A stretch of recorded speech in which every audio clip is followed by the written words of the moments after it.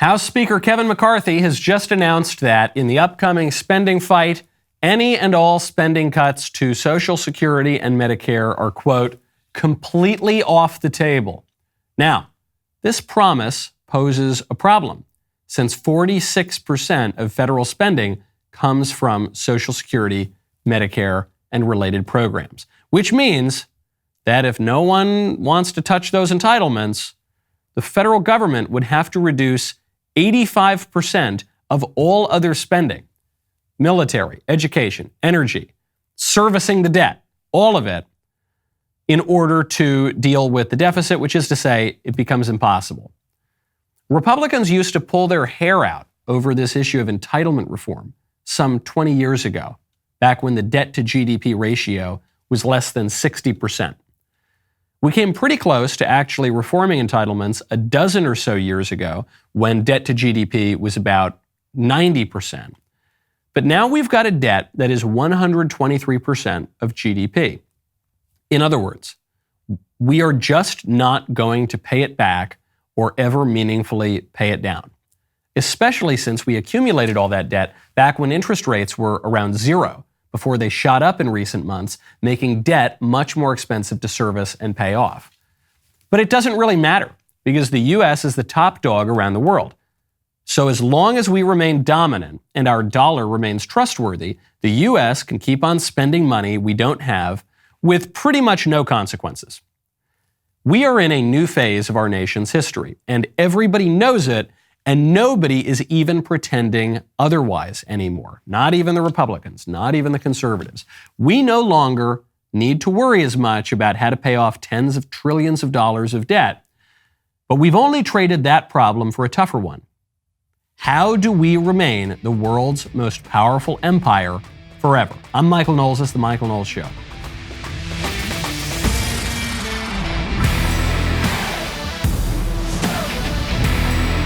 Welcome back to the show. My favorite comment yesterday is from Walter Sobchak, who says, I have to click 2 agreements to watch some Wonder Mike spit some sick truths to my ears.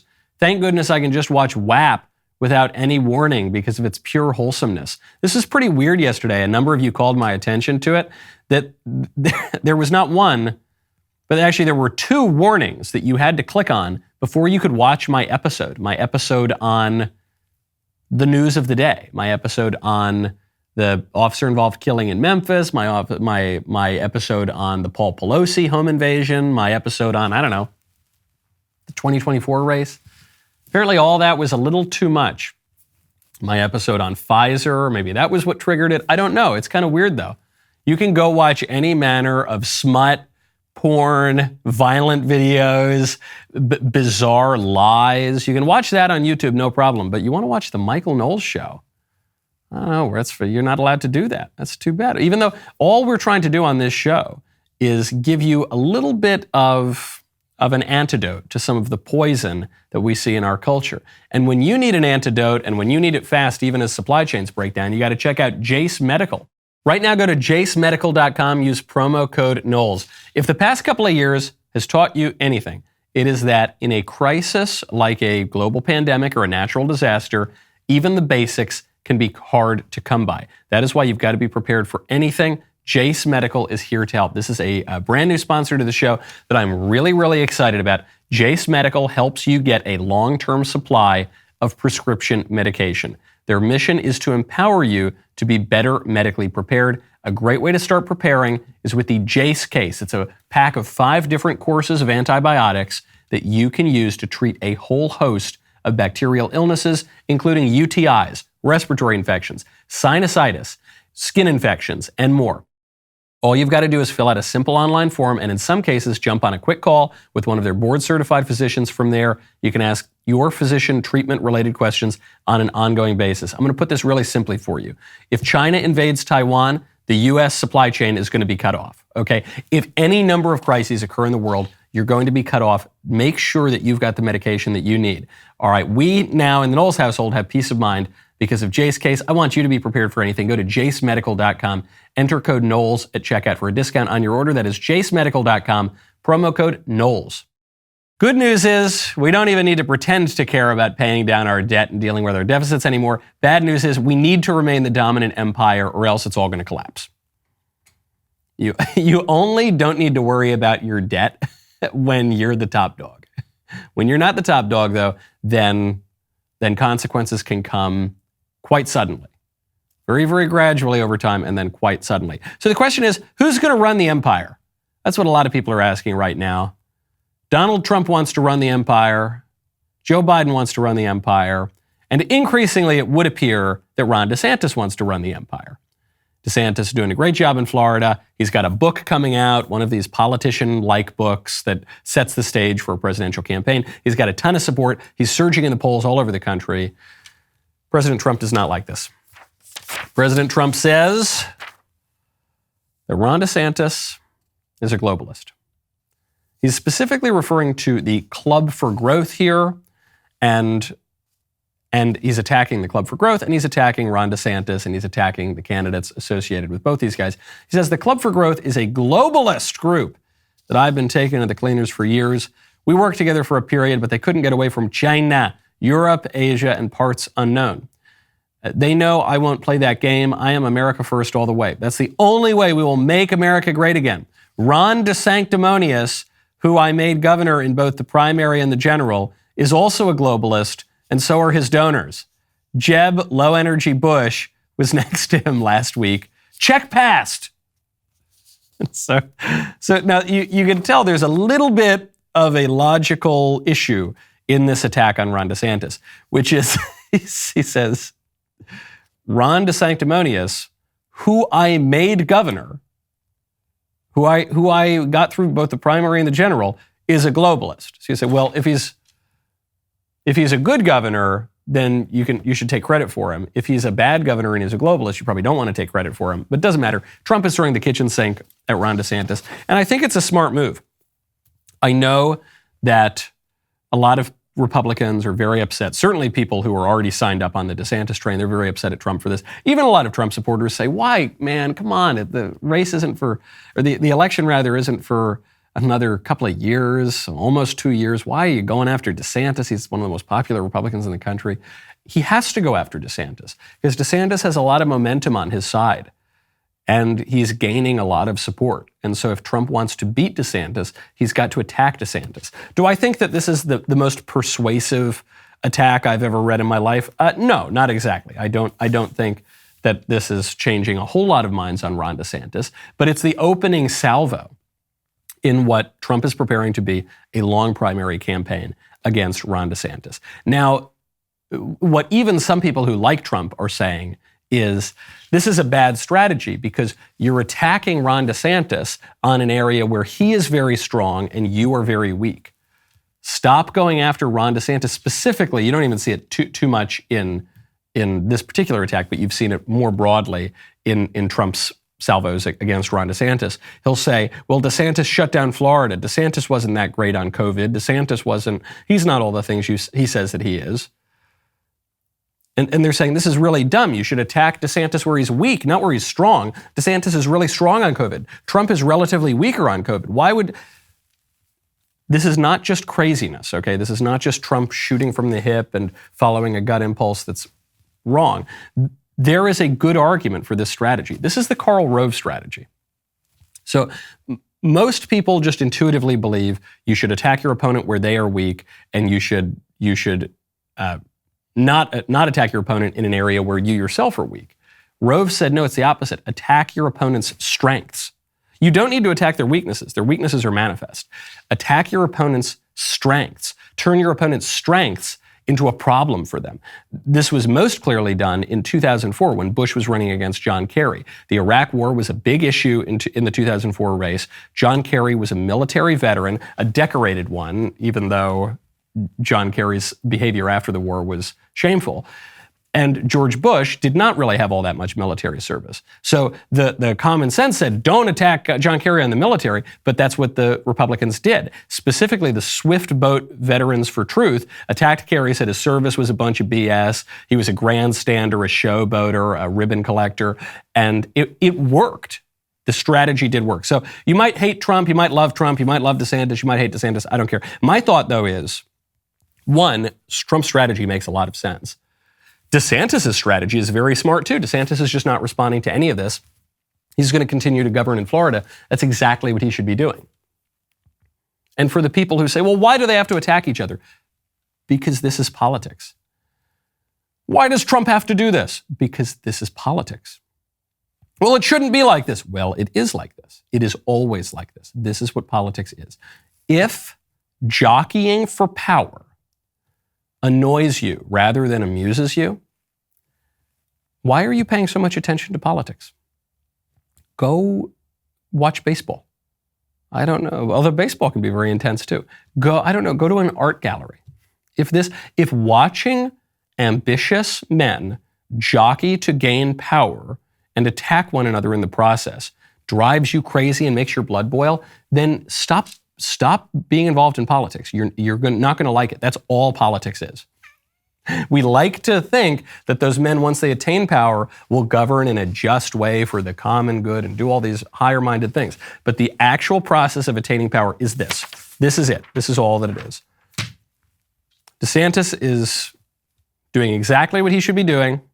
Trump is also doing exactly what he should be doing, and we'll see how the primary process shakes out. Speaking of political jobs, a story came out a few days ago. We didn't have time to get to it before. Out of the RNC, the Republican National Committee, Ronna McDaniel was reelected. There was a race that came on between Ronna McDaniel, who's run the GOP for a dozen years, and Harmeet Dillon, who was a favorite of some more conservative people probably than support Ronna McDaniel, though it broke down, it was a little bit confusing because Trump backed McDaniel, DeSantis backed Harmeet Dillon. So you've got conservatives in both camps. You've got some squishes in both camps too. McDaniel won, as I knew would happen. I did have some people come up to me behind the scenes, ask me what I thought. I don't think I even maybe talked about this on the air, so I don't know that I get full Knowles credit for this prediction, but I did predict it. And people said, Michael, we've got to back Harmeet. We're going to throw all of our support behind Harmeet. I said, well, you're free to do that. I like Harmeet Dillon very much. I said, but if you wanted me to place a bet right now, my bet is Ronna McDaniel holds on. These people looked at me shocked.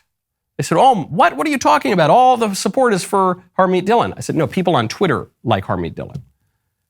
And I'm sure many people at the RNC privately like Harmeet Dillon too, but Ronna McDaniel will hold on to power. If you are surprised by the re-election of Ronna McDaniel, 111 votes to Harmeet's 53, and then Mike Lindell got 4 votes, if you're surprised by that, you haven't been paying terribly close attention to the Republican Party. The way that the party committees work, the way that elections work broadly, does not correspond, often, if ever at all, to what people in certain political bubbles are talking about on Twitter. That's not how it works. Some people are very, very upset about this. They say, no, we can't, that's terrible. Ronna didn't do a good job. Now she's still running things. This is terrible. I don't really care who runs the RNC. I like Ronna. I like Harmeet. I like Mike Lindell for that matter. I don't really care all that much. It's not a great job to have. It involves a lot of really granular kinds of decisions. And most importantly of all, any significant improvement to the Republican Party or to U.S. politics is going to come from outside of the party committee. I am not looking to the RNC to solve our political problems. That's not what the committee was built for. That's not what the committee does. I don't think that's what the committee can do. Donald Trump didn't win in 2016 by convincing the RNC to support him. Donald Trump engaged in a hostile takeover of the Republican Party, and then the RNC sort of got on board. So, okay, whoever runs the committee, fine, whatever. The real significant improvement, it ain't coming from some party committee in Washington, D.C. Speaking of employment, a Google executive was fired for not being inclusive enough. Because this Google executive, you see, he engaged in a terrible crime. He favored good employees over underperforming employees. This Google exec was fairly high ranking. He was allegedly sexually harassed by his boss and then fired for failing to be inclusive, according to a lawsuit filed in New York federal court. He fired Ryan Olahan as managing director of food, beverage, and restaurants telling him it was because he was not inclusive enough. What did he do? Google's employee investigations team explained that this guy had shown favoritism toward high performers, which it considered non-inclusive, and commented on employees' walking pace and hustle, which it considered ableist. If you've ever worked in a restaurant, I've worked in restaurants, it's a kind of intense environment, especially if you're working in the kitchen. But waiters too, you got to move. You got to move fast. So if you say, hey, move quickly, let's go, put a little hop in your step, that's very ableist. And the real issue was, apparently this guy didn't discriminate against white people enough. In February of 2022, Adam Stewart, who's VP of Google's Consumer Government and Entertainment Division, told Olahan that there were, quote, obviously too many white guys in the division. And then in July, Stewart and the company's HR department, quote, encouraged Olahan to terminate the employment of a male member of his team and replace him with a female hire because it wasn't inclusive enough. Unless you fire the white guys and unless you discriminate against white people and against men, you're not being inclusive enough. And why? Why is this? Olahan says he's just picking the best people for the job. He doesn't care about race. He doesn't care about sex. He's just hiring the best people for the job. And he's favoring high performers and promoting them. Google says, yeah, maybe you are, but that's a problem. If the argument is that non-whites cannot compete on merit, then the only solution is conscious active discrimination against whites. If the argument is that women can't compete with men on the merit in these jobs, then the only solution is active discrimination against men. That is the only solution. If you see this in major lawsuits right now that will determine the fate of affirmative action, quote unquote, in college. What's affirmative action in college? It's saying that students of certain racial backgrounds cannot compete against students of other racial backgrounds on the merit. And so you've got to actively discriminate against the students of the more successful racial backgrounds. And what does this mean in practice? The lawsuit never would have gone anywhere if this were simply about discriminating against white people. You're not allowed to complain about that. You're not allowed to object to that at all in our culture. The reason that it's gone anywhere with the universities is because Asians got lumped in with the white people too. That was one of the real flaws of the affirmative action regime. If they had just limited it to white people, it wouldn't matter. It is legal and culturally accepted and frankly culturally encouraged to attack white people and slander white people and discriminate against them in our culture. The mistake they made was lumping in Asians. And so the lawsuits in this regard have said, wait a second, why are you discriminating against Asians, in many cases who come from difficult backgrounds, immigrants, don't have a lot of money, didn't have a lot of opportunities. Why are you docking their points on the SAT, or why are you docking their points in the overall metric to admit students to college, and then giving an artificial boost to Black and Hispanic students? Why on earth would you do that? And no one can really give an answer. But it has to be that way. This is the logic of it. Either people are going to compete on the merit, or you are going to actively discriminate against people.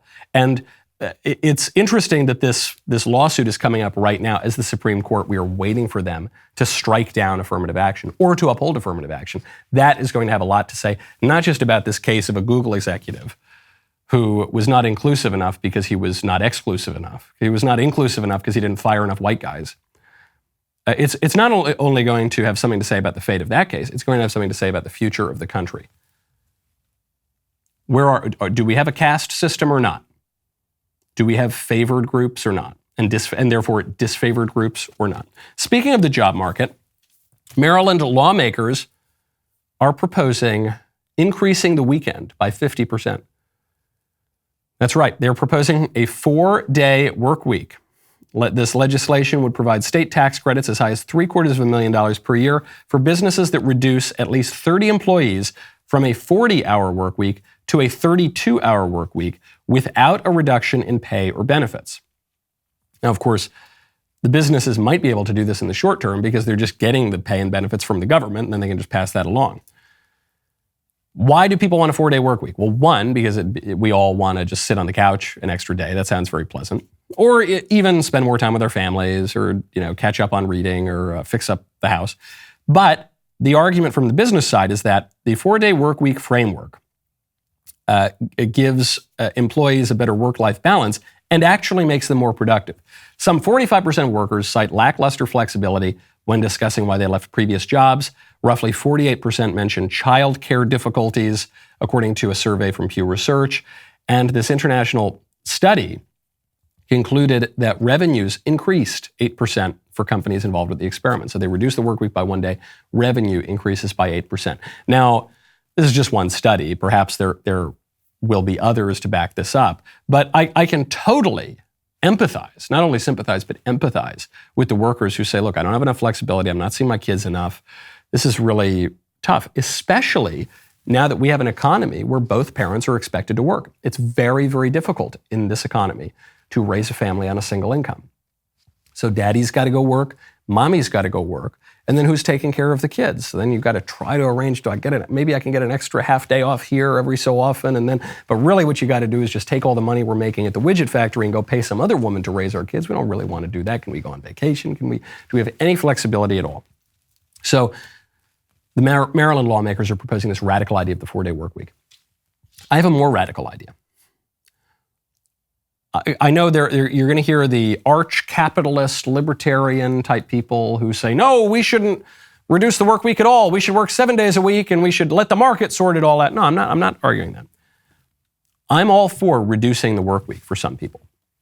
What if, follow me here, we reduce the work week of mothers dramatically? What if we reduce it down to like nothing? Down to from 5 days, not just 4 days, maybe to like 0 to 1 days.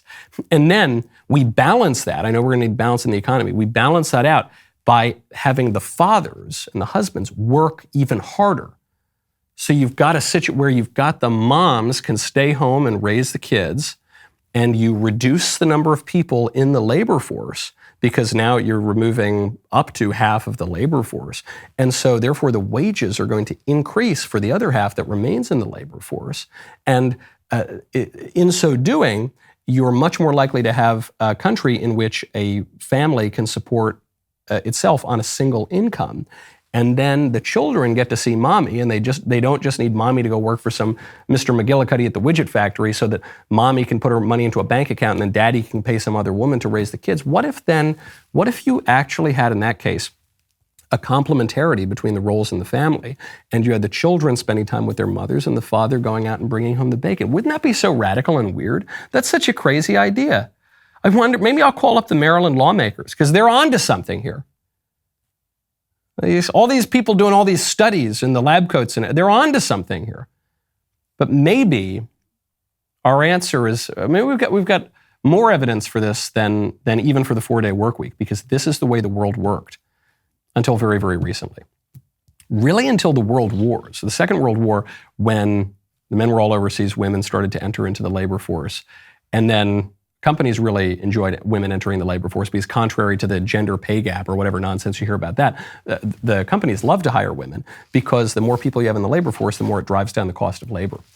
And this has been a big boon to GDP. This has been a big boon to corporations. This has been disastrous, though, for the American family, which is why workers are complaining about all these problems right now. Well, you can fix these problems. You don't need to reinvent the wheel. You can go back to a more traditional way of living.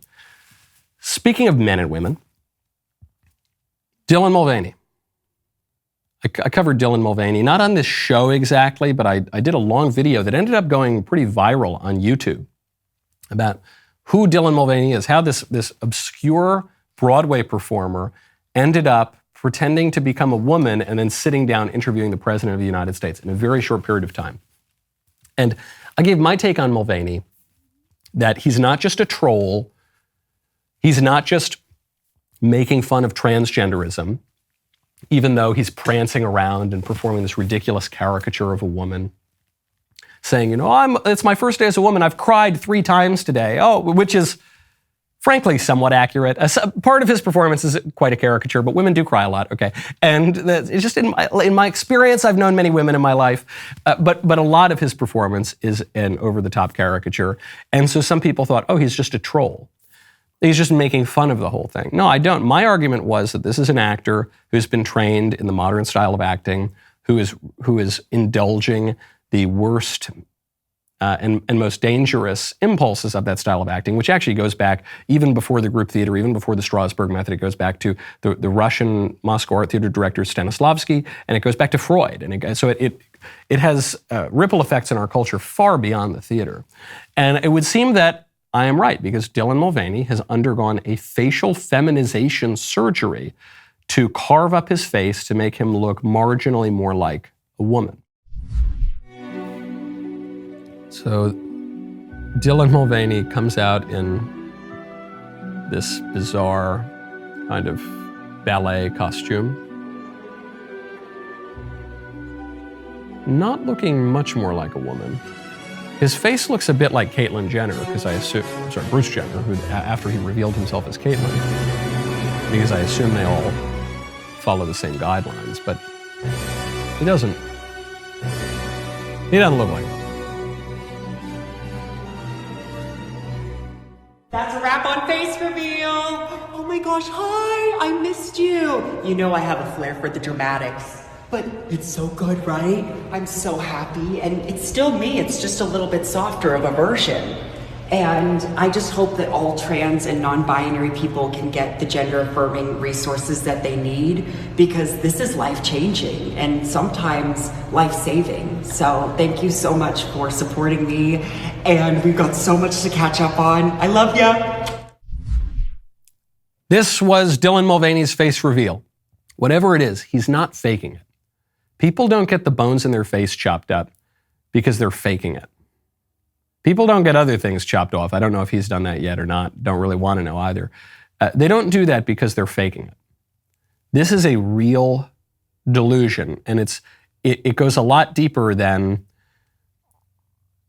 just some people following some deviant desires. This is exploding as a phenomenon. It is a social contagion. It might be because they're turning the frickin' frogs gay with chemicals in the water. More likely, though, I think it's a social phenomenon, and it's because all the rest of us are indulging it with a straight face. If we as a society just said, nope, this is nuts, you have no right to do any of this, you have no right to call yourself a woman. If you refer to yourself as she and her, we are going to ostracize you for that, and there will be consequences in your professional and educational life, and we're just not going to tolerate that at all. If we were a little less live and let live man, then Dylan Mulvaney would live a much better life. Because the consequences of our live and let live, who knows, man? Maybe your good is my bad. Maybe your yuck is my yum. Maybe your man is my woman. You know what I'm saying, man? Are the consequences of that radical skepticism are now that this man is chopping up his face and engaging in even more destructive behavior that is not going to end well.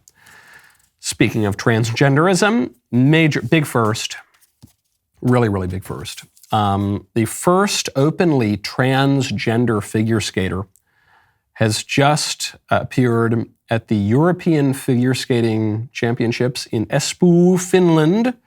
This is Minna-Maria Antikainen, a Finnish skater who's an older man dressed up as a woman, skating around, not the most gracefully, but he's sort of skating and then he falls down. And then he falls on the ice and he can't stand up. And so then the Finnish people with the flag come out and try to help him stand up. And the craziest part of this whole display is that we're not allowed to acknowledge it. I mean, on this show we do, but in the culture, you're not. If you're sitting there in that audience, you can't hear it on any of the clips that I've seen, and I'm sure you couldn't hear it in the audience. You're not allowed to say, oh, this is weird, this is funny, this is obviously absurd. No, we all have to just sit there and pretend, oh, yes, she's so beautiful. These poor little girls who were on the track teams with all the confused men, or on the Penn swimming team with that hulk of a man who took all their trophies. And then what do the girls have to do? On camera, they have to smile. They have to plaster a smile. And they say, this is really great. She is so beautiful. We love being on her team. And then privately, of course, when they're speaking to journalists and they can remain anonymous, they say, this is terrible. We don't want some guy getting naked in our locker room and taking our trophies and taking our scholarships. And this is deeply unjust. But then when the cameras come out, they say, you are beautiful. Caitlin and Dylan, I don't know what Dylan's new lady name is going to be. I guess Dylan's kind of androgynous. You are beautiful, Mina Maria Finish. You're the greatest skater I've ever seen. You're a regular Tanya Harding. In totalitarian countries, one of the things that we marvel at is that the people are forced to perform lies all the time. When Kim Jong-il died, and you had major parades all throughout North Korea to honor the death of the great leader, you saw those cameras and all these North Koreans. Perhaps some were moved seriously by sympathy. I kind of doubt a lot of it, though. For many of them, they were performing it because there were guns pointed at them.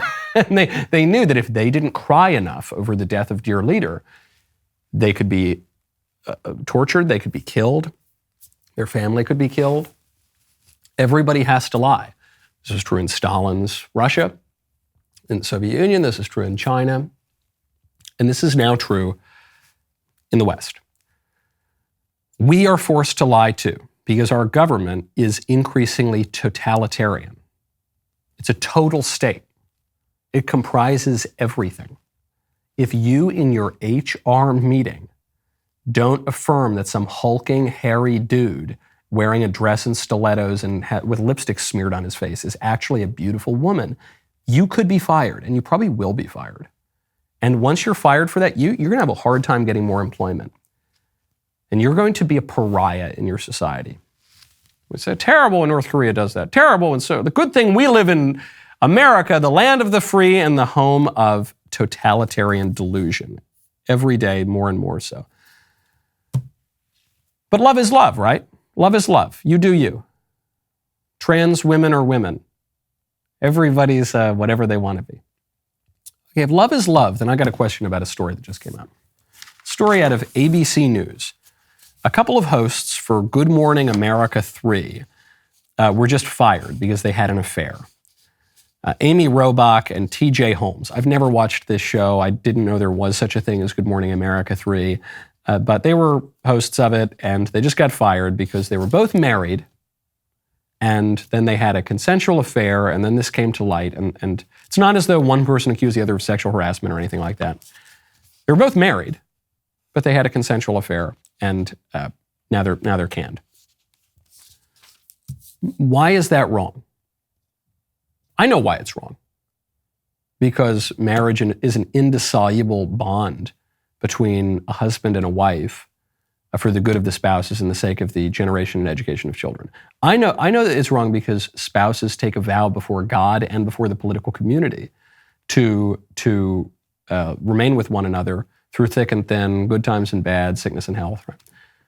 And that's wrong to break. But that's not what the modern culture believes. The modern culture believes that marriage is nothing but a kind of meaningless sheet of paper, and we can leave our spouses for whatever reason we want, and that's called a no-fault divorce. And there's nothing wrong with polyamory, polygamy, there's nothing wrong with any of these arrangements. Love is love. Love is love. That's the whole argument for redefining marriage, is that the affection between two men and the affection between two women is the same as marriage, the affection and then institution that desire leads toward in the institution of marriage. That's all the same. Okay, well, if love is love, if all shades of love and affection are exactly the same, then why don't they get to have it was consensual. Yeah, it wasn't so nice to their spouses, but so what? We don't really give much credence to marriage vows anymore. Why is this wrong?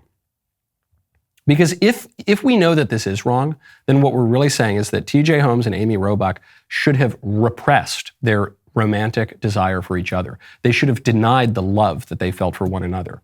They should have pushed it way, way deep down because they had other obligations, because the moral order demanded more of them than that they follow their love for one another to its physical conclusion.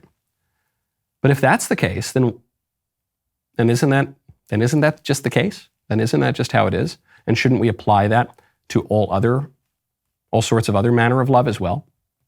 No, a little bit confusing.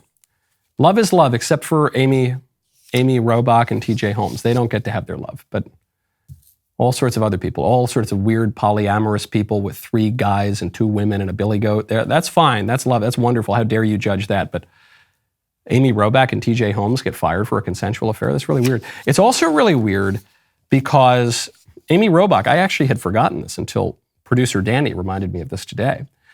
Amy Robach, you may have heard of her because she was caught on a hidden mic discussing how she wanted to pursue the Jeffrey Epstein story at ABC, and the producers and the executives shut her down. And she knew that Jeffrey Epstein was a real story, and she knew that this involved a lot of corruption. She wanted to run the story, and the higher-ups at the network said, nope, don't talk about that. So that adds another layer to this, where I think, it's so weird how people who transgress the powerful liberal elites, people who contradict them or who get on the wrong side of them, they end up in a sex scandal and their career goes away and then they bury them. Not all that long after they raise these problems. Really weird. Obviously, what they did is terribly wrong and they should repent of it and go to confession and try to make up with their spouses and try to keep their families together. There's a lot more to this story, though.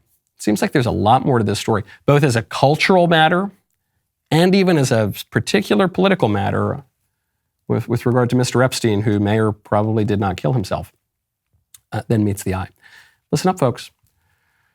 We have been running a massive 40% off sale for annual memberships. It's ending soon. Do not miss the chance to celebrate one of the greatest moments in DailyWire history with one of the greatest offers. That is 40% off annual memberships with code DO-NOT-COMPLY. 1 year ago, we sued the government over its tyrannical vaccine mandate. We won. Celebrate this victory by joining the winning team. And remember, this is your last chance to get 40% off your new annual membership at dailywire.com/subscribe. Sale ends soon, so head to dailywire.com/subscribe today.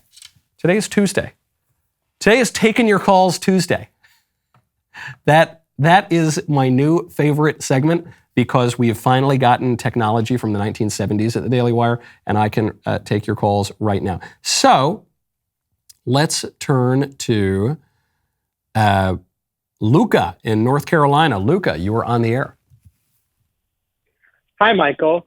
So I'm in college and I'm taking this really great class called How to Rule the World with this like 1 in a million, like young genius, like very conservative professor. And we read Xenophon's account of Cyrus's life. And, you know, on all accounts, I think Cyrus was a very good leader, except for some, you know, things near the end of his reign. But my question is for you, the desire to like rule the world, that ambitious like drive that a lot of people and like necessarily leaders have, do you think that that's like a fundamentally un-Christian desire? No, I don't think that it's necessarily an un-Christian desire. I think it can be a perfectly Christian desire within its just limits. I mean, as with all government, there's a good version and a bad version. So I mentioned this on the show yesterday, Polybius's theory of anacyclosis, the cycle of regimes, that you have 3 good versions of government: monarchy, aristocracy, and democracy. And then you've got their corrupted bad versions, which is tyranny, oligarchy, and mob rule, respectively. And what's the difference? The difference is that the good versions of government are versions in which the rulers rule for the common good. So you can have a monarch who rules for the common good. There have been plenty of good monarchs throughout history.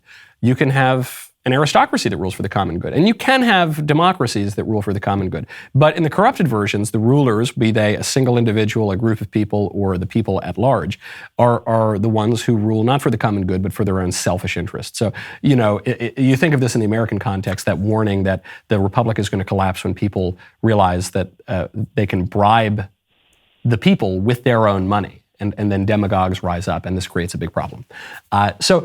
We need government. Government is given to us by God for our own good.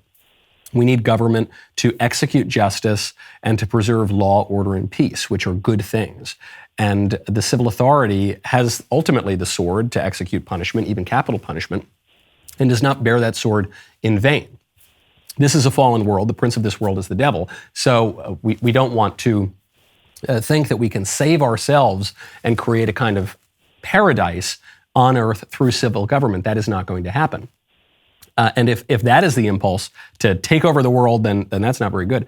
But if we want to rule the world and thereby maintain some degree of peace and justice and allow people to flourish, then that can be a wonderful thing. I know that this is going to sound a little jarring to people who have been raised on the kind of conservative mottos that government is always bad and no government is best and we should never pursue politics whatsoever. All the shallow libertarian, quasi-anarchist maxims that have become popular in the last 30 or so years. But that's not true. We shouldn't just focus on procedure to the exclusion of substance. We shouldn't just focus on form to the exclusion of substance. The question is not, is it good to wield political power or not wield political power? The question is, what are you wielding the political power in service of? Really, really good question. Let's turn to Matthew from Louisiana. Matthew, you're on the air. Hey, Michael. I have a question about a recent post from Thomas Massey on Twitter regarding Project Veritas. And we always kind of discuss and debate what is the public square and what should be allowed in it. And I guess unless Project Veritas and uncovering the idea that Pfizer may potentially be mutating viruses was somehow illegally gained, I'm curious your thoughts on using the terms of service, if you will, on something like YouTube to potentially restrict the uploading of otherwise legal videos when that's kind of their business, is uploading videos, and just your thoughts on, how we may be able to challenge things and truly open up the public square for debate and discussion. So I appreciate your thoughts. Really good question. I actually had my own video yesterday censored by YouTube. So, I put this show out it goes out on terrestrial radio all over the country, goes out on the podcast feed, goes out on DailyWire Plus, which is where we have the most leeway, and really we can say whatever we want. But sometimes on YouTube in particular, and Facebook, they will censor us, they'll put warnings up, and I had 2 warnings on my video yesterday. I don't really know why. I did talk about Project Veritas and Pfizer, so it might have had something to do with that. The short answer to your question is Google and its subsidiary YouTube, they have no right to censor this information. They have no right as a private company. Well, if you don't like it, build your own YouTube. Nope, I don't buy that for 1 second. If I don't like it, I'm going to wield my political power that I have as a citizen in a self-governing republic to stop these people from taking important matters of public interest out of the public square. Google controls 90% of the flow of information around the internet. If you control the public squares, particularly in a republic, you control the whole political order, and I, as a citizen, have something to say about that. And I want to bring the full force of the state down to stop them from doing it. There's a further issue with Google and YouTube, which is that they are kind of arms of the government. Yes, they're kind of private companies, but there was a lot of government money that went into building Google. They work very, very closely with the government. And so I don't think that they're protected as some kind of private company. I think when they violate our free speech, in many cases, that is a violation of the First Amendment. You saw this especially in the Twitter files, where it came to light, thanks to Elon Musk, that the FBI and the DOJ were pressuring Twitter to censor information. Okay, now it's no longer just Twitter as a private corporation censoring information, and you don't have no recourse to First Amendment protections. Now it's the government using Twitter as a proxy. And that's very often what happens, and I suspect that's what's happening here with Google. I say bring the full weight of the state down on them. Let's see. Let's turn to Kyle in North Carolina. Hello, Kyle. Hello. My question is, how do you balance completely avoiding near occasions of sin and the chance to improve in your own virtue? Great question. Really good question. There's a good book on this topic by Dom Lorenzo Scupoli. It's a book that's about 500 years old called The Spiritual Combat. And the answer is that it depends on the sin and it depends on you. So your question is, I think the premise here is that if you want to improve in virtue, then you need to be able to look your sin in the face very often and be able to resist it. So if you want to get over your alcohol problem, it's not enough to just throw out all the alcohol in your home. You also need to be able to be in a restaurant where there is alcohol and not feel so tempted that you got to go grab it. Okay, that's true of most sins, and the way to deal with that is prudently and in such a way that, okay, maybe if you're a booze hound, you've got all the booze out of your house for now and you haven't had a drink in months, and then now you're at a party and there's a bar on the other side of the room. And you're not going to go near the bar, but it's all the way on the other side of the room. And then maybe you can be in a place where there's more alcohol and more people are drinking, and you can do that gradually, and you've got to test your own limits. There is one sin that this is not true of. According to Dom Lorenzo Scupoli in The Spiritual Combat, that would be the sin of lust. That's the one where spiritual writers have written about this for many, many eons. You just have to run. You're not going to confront it, okay? Only Christ can confront the Antichrist, period. With certain sins and temptations, we can tolerate being around them a little bit more depending on your susceptibility to them.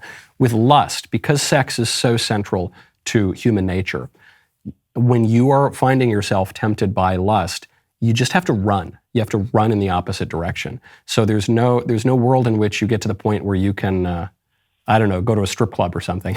Or you're going to walk around that red light district in that town you're in, or you're going to go to, if we're not talking about that extreme, where you go to a bar on women's night at the bar and you're surrounded by these single women.